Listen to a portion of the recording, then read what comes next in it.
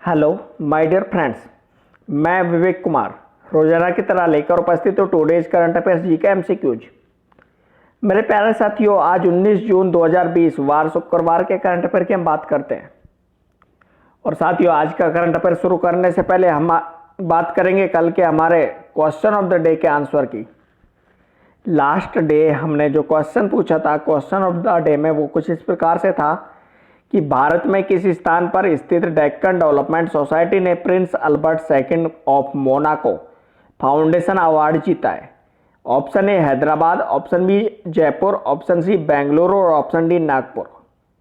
और मेरे प्यारे साथियों, कल का जो हमारा क्वेश्चन था उसका राइट आंसर था हैदराबाद, यानी कि डेक्कन डेवलपमेंट सोसाइटी ने Prince Albert second of Monaco foundation award किस स्थान पर स्थित संस्थान ने जीता? भारत में हैदराबाद में। Option A is right answer था कल के हमारे क्वेश्चन का। और थैंक यू सो मच जिन्होंने भी कल के हमारे क्वेश्चन का आंसर कमेंट बॉक्स में दिया है, उनके लिए परमार जी के लिए मैं थैंक यू सो मच बोलता हूं कि उन्होंने कमेंट किया। साथियों, आप भी कमेंट कीजिए, आंसर का कमेंट कीजिए, आपको आपका रिप्लाई जरूर मिलेगा। तो राइट आंसर कल के क्वेश्चन का क्या था? हमारा हैदराबाद। साथियों, बात की जाए डेक्कन डेवलपमेंट सोसाइटी की, जिनके द्वारा यह सम्मान दिया गया है, तो यह सम्मान वर्ष 2020 के लिए पृथ्वी पर प्राकृतिक सम्मान के लिए सबसे अधिक प्रशस्त है। और इसकी घोषणा, यानी कि सम्मान की घोषणा मोनाको फाउंडेशन के उपाध्यक्ष और सीईओ ओलिवियर वेंडेन ने प्रिंस अल्बर्ट द्वितीय द्वारा की गई थी। यह जो सम्मान है, इसमें 40,000 यूरो लगभग 35 लाख रुपए की सम्मान राशि आम जनता को दी गई है। साथियों, इस फाउंडेशन की बात की जाए तो यह उन लोगों की पावती में है जो हमारे ग्रह को बचाने के लिए अपने गहन कर्तव्य के लिए अपनी गतिविधियों और संघों को समर्पित करते हैं। फाउंडेशन के 3 में से हर एक क्षेत्र में से constraining the impacts of environmental change, second है सेविंग बायोडाइवर्सिटी और थर्ड है overseeing water assets and battling against desertification. तो ये था कल का हमारा क्वेश्चन, जिसका राइट आंसर था ऑप्शन ए हैदराबाद। सोते हुए को जगाया जा सकता है, सोते हुए को जगाया जा सकता है, पर कोई सोने का ढोंग करके पड़ा हो तो उसे कैसे जगाया जाए? साथियों, उसे जगाना नामुमकिन है, लेकिन एक बार हमारे करंट अफेयर्स वीडियो का अगर वही सुन लिया तो वो जरूर जाग जाएगा। और इसी मोटिवेशन के साथ शुरू करते हैं आज का हमारा करंट अफेयर्स जी के क्वेश्चन संख्या 5 से। हर साल विश्व स्तर पर सस्टेनेबल गैस्ट्रोनॉमी डे कब मनाया जाता है? ऑप्शन ए 5 मार्च को, ऑप्शन बी 19 मई को, ऑप्शन सी 18 जून को और ऑप्शन डी 31 जुलाई को। मेरे प्यारे साथियों, हर साल वर्ल्ड का सस्टेनेबल गैस्ट्रोनॉमी डे मनाया जाता है 18 जून को प्रत्येक वर्ष। ऑप्शन सी राइट आंसर है 18 जून। साथियों, यह जो दिन है, कौन सा? Sustainable gastronomy day. यह दिन गैस्ट्रोनॉमी के प्रकृति से संबंधित सांस्कृतिक अभिव्यक्ति सहित दुनिया की सांस्कृतिक विविधता के रूप में स्वीकार करने के लिए मनाया जाता है। और इसके अलावा यह दिन इस बात की पुष्टि भी करता है कि हर कोई संस्कृति और सभ्यता समूचे विश्व में सतत विकास के योगदान करता और महत्वपूर्ण प्रवर्तक के रूप में है। बात की जाए सस्टेनेबल गैस्ट्रोनॉमी डे के इतिहास की, तो मेरे प्यारे साथियों, इसका इतिहास कहता है कि संयुक्त राष्ट्र महासभा ने 21 दिसंबर 2016 को ARES 71-46 प्रस्ताव को अपनाने के बाद 18 जून को अंतर्राष्ट्रीय स्तर पर सस्टेनेबल गैस्ट्रोनॉमी डे के रूप में मनाए जाने की घोषणा की थी। साथियों, बात की जाए सस्टेनेबल गैस्ट्रोनॉमी आखिर है क्या, तो गैस्ट्रोनॉमी को कभी कभी पाक कला अथवा भोजन बनाने की कला भी कहा जाता है। इसके अलावा यह एक विशिष्ट क्षेत्र से जुड़ी खाना पकाने की विधि भी हो सकती है। और दूसरे शब्दों में कहा जाए तो गैस्ट्रोनॉमी अक्सर स्थानीय भोजन और रसोई संबंधी व्यवस्था को संदर्भित करता है। सतत एक ऐसा विचार है जो जैसे कृषि, मछली पकड़ने या शायद भोजन की तैयारी, जो एक ऐसे तरीके के दौरान पूरा होता है जो प्राकृतिक यानी कि हमारे प्राकृतिक संसाधनों के लिए बेकार नहीं है और शायद हमारे पर्यावरण या स्वास्थ्य के लिए हानिकारक होने के बिना लंबे समय तक जारी रहा है। नेक्स्ट क्वेश्चन संख्या 2, विश्व प्रतिस्पर्धात्मकता सूचकांक WCI 2020 में भारत को कौन सी रैंक मिली है? ऑप्शन ए 21वीं, ऑप्शन बी 34वीं, ऑप्शन सी 39वीं, ऑप्शन डी 43वीं। तो मेरे प्यारे साथियों, भारत को विश्व प्रतिस्पर्धात्मकता सूचकांक WCI 2020 में रैंक मिली है 43वीं। ऑप्शन सी राइट आंसर है, 43वीं रैंक मिली है भारत को।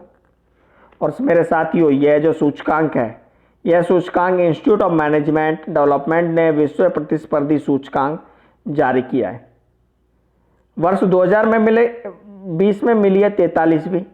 वर्ष 2019 में भी भारत को रैंक मिली थी 43वीं।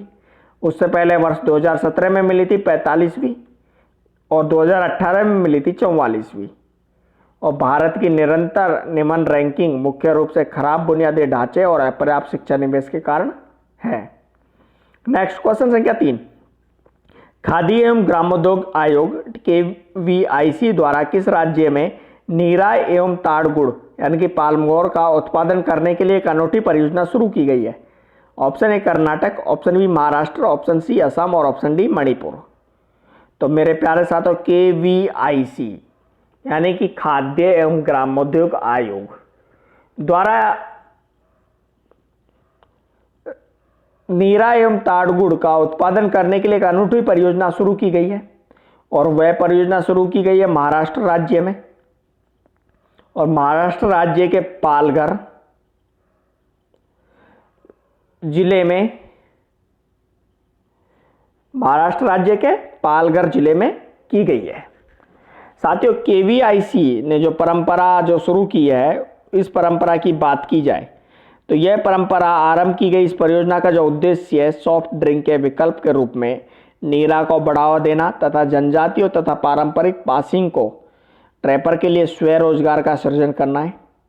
महाराष्ट्र की बात की जाए तो महाराष्ट्र में 50 लाख से अधिक ताड़ के पेड़ है। ताड़ का पेड़ कुछ इस तरह से दिखता है और इस परियोजना के अंतर्गत KVIC ने नीरा निकालने एवं ताड़ गुड़ बनाने के लिए 200 स्थानीय कारीगरों को टूल किट वितरित की है।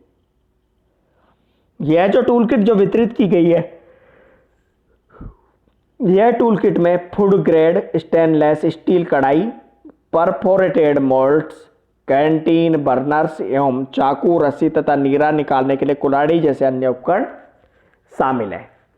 साथियों, नीरा जो होता है, नीरा सूर्योदय से पहले ताड़ पेड़ से निकाली जाती है और भारत के कई राज्यों में एक पोषक स्वास्थ्य पेय के रूप में पी जाती है। आपने कच्चा नारियल सुना होगा, उसी को नीरा कहते हैं। साथियों, कहते हैं ना, नारियल पी लो, नारियल का पानी पीना। नारियल का पानी पीना डेंगू के लिए अत्यंत लाभदायक होता है, डेंगू जो बीमारी है उसके सॉल्यूशन के लिए। नेक्स्ट क्वेश्चन संख्या 4, किस राज्य के पूर्व मंत्री अच्युत काशीनाथ सिन्हाई उस गावंकर का निधन हो गया है? Option A Goa, option B Maharashtra, option C Manipur, option D Meghalaya. तो मेरे प्यारे साथियों, पूर्व मंत्री अच्युत काशीनाथ सिन्हाई उस गावंकर का निधन हो गया है और वह थे गोवा के। ऑप्शन ए राइट आंसर है गोवा के पूर्व मंत्री का।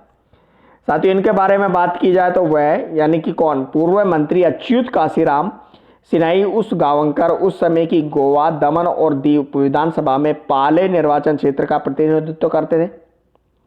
वह महाराष्ट्रवादी गोमांतक पार्टी MGP के नेता थे, जो गोवा में सबसे स्थापित स्थानीय संगठन है। उन्होंने 13 अगस्त 1977 से 27 अप्रैल 1979 तक गोवा, दमन और दीव की तत्कालीन शशिकला काकोडकर कर सरकार में कैबिनेट मंत्री के रूप में कार्य किया था। नेक्स्ट क्वेश्चन संख्या 5, निम्न में से किस देश को चौथे एशियाई युवा पैरा गेम्स 2021 की मेजबानी मिली है? Option A Bharat, option B चीन, option C Japan, option D Bahrain. तो मेरे प्यारे साथियों, एशियन पैरालंपिक कमेटी द्वारा चौथे एशियाई युवा पैरा गेम्स 2021 की मेजबानी दी गई है बहरीन को। ऑप्शन डी राइट आंसर है इस क्वेश्चन का कि बहरीन। साथियों, बात की जाए एशियाई पैरालंपिक समिति की घोषणा के अनुसार बहरीन अगले साल यानी कि वर्ष 2021 में 1 से 10 दिसंबर के बीच चौथे एशियाई युवा पैरा खेलों की मेजबानी करेगा। इन खेलों में 20 साल से कम उम्र के लगभग 800 खिलाड़ियों के भाग लेने की संभावना है और इस प्रतियोगिता में 9 खेलों को जगह दी गई है, जिनमें एथलेटिक्स, बैडमिंटन, पावर लिफ्टिंग, तैराकी और टेबल टेनिस भी शामिल है। यह जो कार्यक्रम है, कार्यक्रम कौन सा है साहब? अरे बता दीजिए। चौथे एशियाई युवा पैरा खेल 2021 का जो कार्यक्रम है, इसका आयोजन बहरीन की राष्ट्रपति, राष्ट्रीय पैरालंपिक समिति, नेशनल पैरालंपिक कमेटी के सहयोग से किया जाएगा। नेक्स्ट क्वेश्चन संख्या 6, उससे पहले बात करते हैं बहरीन पैरालंपिक समिति का अध्यक्ष कौन है? शेख मोहम्मद बिन दुएज अल खलीफा। बहरीन के राजा हमद बिन ईसा अल खलीफा। बहरीन की राजधानी मनामा और बहरीन की मुद्रा बहरीन दिनार। नेक्स्ट क्वेश्चन संख्या 6, मारुति सुजुकी ने किस बैंक के साथ मिलकर फ्लेक्सिबल यानी कि सरल और लचीली फाइनेंसिंग स्कीम शुरू की है? Option A Bharatiya state bank, option B Karur Vysya bank, option C bank of Baroda, option D Punjab national bank. तो मेरे प्यारे साथियों, मारुति सुजुकी जो कि विश्व की बहुराष्ट्रीय कंपनी है, यानी कि भारत की सबसे बड़ी ऑटोमोबाइल निर्माता कंपनी है मारुति सुजुकी, उसने अपने ग्राहकों को नई मारुति कार खरीदने में मदद के लिए किस बैंक के साथ समझौता किया? करूर वैश्य बैंक के साथ। यानी कि ऑप्शन बी हमारा राइट आंसर है, करूर वैश्य बैंक। ये जो साझेदारी की गई है, इस साझेदारी के तहत मारुति के ग्राहकों को आसान और फ्लेक्सिबल फाइनेंसिंग स्कीम के कई नए विकल्प मिलेंगे। साथियों, मारुति बैंक के सहयोग से कंपनी के वैन इको मॉडल को छोड़कर सभी मॉडलों पर 6 महीने के हॉलिडे पीरियड के लिए खरीदारों को कार की ऑन रोड कीमत का 100% लोन मुहैया कराएगी और यह लोन वेतनभोगी और सेल्फ एम्प्लॉयड दोनों ग्राहकों को 84 महीने तक की अवधि के लिए दिया जाएगा। साथियों, करूर वैश्य बैंक एक ऐसा बैंक है जो कि 15 मिनट में लोन क्लियर करता है। साथियों, बात की जाए मारुति सुजुकी के, तो मारुति सुजुकी के सीईओ केनिची आयुकावा और इसका मुख्यालय नई दिल्ली में है, जबकि करूर वैश्य बैंक जो है इसके सीईओ पीआर से साद्री और इसका मुख्यालय तमिलनाडु के करूर में है। नेक्स्ट क्वेश्चन संख्या 7, सुप्रीम कोर्ट के पूर्व न्यायाधीश डीके जैन का भारतीय क्रिकेट कंट्रोल बोर्ड बीसीसीआई में बतौर आचरण अधिकारी और Lokpal ethics officer and ombudsman के कार्यकाल को कितने साल के लिए बढ़ा दिया गया है? ऑप्शन ए 1 साल, ऑप्शन बी 2 साल, ऑप्शन सी 3 साल, ऑप्शन डी 4 साल। मेरे प्यारे साथियों, सुप्रीम कोर्ट के पूर्व न्यायाधीश डीके जैन का कार्यकाल बढ़ा है 1 साल का। ऑप्शन ए राइट आंसर है 1 साल। साथियों, सुप्रीम कोर्ट के पूर्व न्यायाधीश डीके जैन का भारतीय क्रिकेट कंट्रोल बोर्ड बीसीसीआई में बतौर आचरण अधिकारी और लोकपाल के कार्यकाल को 1 साल के लिए बढ़ाया गया है। श्री जैन को सुप्रीम कोर्ट ने फरवरी 2019 में बीसीसीआई के पहले लोकपाल के रूप में नियुक्त किया था, जिसके बाद में उन्हें आचरण अधिकारी का अतिरिक्त पदभार या प्रभार सौंपा गया था और उनका कार्यकाल इस साल 29 फरवरी को समाप्त हो गया था, लेकिन उनका अनुबंध रिन्यू कर दिया गया है। नेक्स्ट और आज का हमारा अंतिम क्वेश्चन संख्या 8 की, किस राज्य में दिव्यांगजनों पीडब्ल्यूडी के कौशल विकास, पुनर्वास और रोजगार के लिए समग्र क्षेत्रीय केंद्र सीआरसी का उद्घाटन किया गया है? Option A Rajasthan, option B Jharkhand, option C Uttar Pradesh, option D Odisha. और इसका राइट आंसर है सीआरसी केंद्र स्थापित किया गया झारखंड में, और झारखंड में भी कहा किया गया, झारखंड की राजधानी रांची की में भी एक जगह है, वहां पर किया गया है। साथियों, यह जो झारखंड के रांची में दिव्यांगजनों पीडब्ल्यूडी के कौशल विकास, पुनर्वास और रोजगार के लिए समग्र क्षेत्रीय केंद्र सीआरसी का उद्घाटन किया गया है। इस केंद्र का उद्घाटन केंद्रीय सामाजिक न्याय और अधिकारिता मंत्री थावरचंद गहलोत और केंद्रीय जनजातीय कार्य मंत्री अर्जुन मुंडा द्वारा किया गया था। यह 21वां समग्र क्षेत्रीय केंद्र सीआरसी होगा जो झारखंड में विकलांग लोगों की जरूरतों को पूरा करने के लिए काम करेगा। तो मेरे प्यारे साथियों, ये था आज का हमारा करंट अफेयर्स जी के क्वेश्चन 8 है। 2 क्वेश्चन आज डाल नहीं पाया, सॉरी उसके लिए, क्योंकि मेरे प्लांट में शटडाउन चल रहा है, इसलिए मेरे को 12 घंटा वहाँ ड्यूटी देना पड़ रहा है। आपसे माफ़ी चाहता हूँ, कोशिश करूँगा कि डेली आपको करंट अफेयर्स का वीडियो दूँ, लेकिन वीडियो आप पूरा देखिए करें।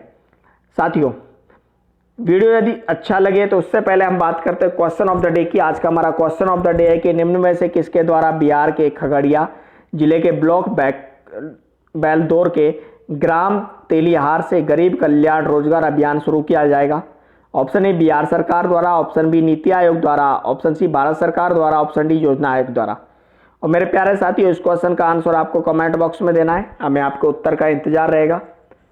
और मेरे साथियों, यदि आपने वीडियो पूरा देखा है, कंप्लीट वीडियो देखिए, आधा अधूरा नहीं देखिए, कंप्लीट वीडियो देखा है तो आपको वीडियो अच्छा लगेगा तो प्लीज़ लाइक ज़रूर कर दीजिए। और साथ ही साथ हमारे यूट्यूब चैनल, छोटा सा चैनल है यूट्यूब का, यूवी कंपटीशंस, प्लीज़ उसको सब्सक्राइब भी कर दीजिए। और राजस्थान जीके के वीडियो देखिए, maximum and minimum of Rajasthan का जो हमने कोर्स का आज क्वेश्चन एक पार्ट डाला था, वो पार्ट एक ऐसा पार्ट है जो कि आपको इससे रिलेटेड कोई भी वीडियो पूरे यूट्यूब में आपको नहीं मिलेगा। थैंक यू सो मच, धन्यवाद। मिलते हैं एक नए वीडियो।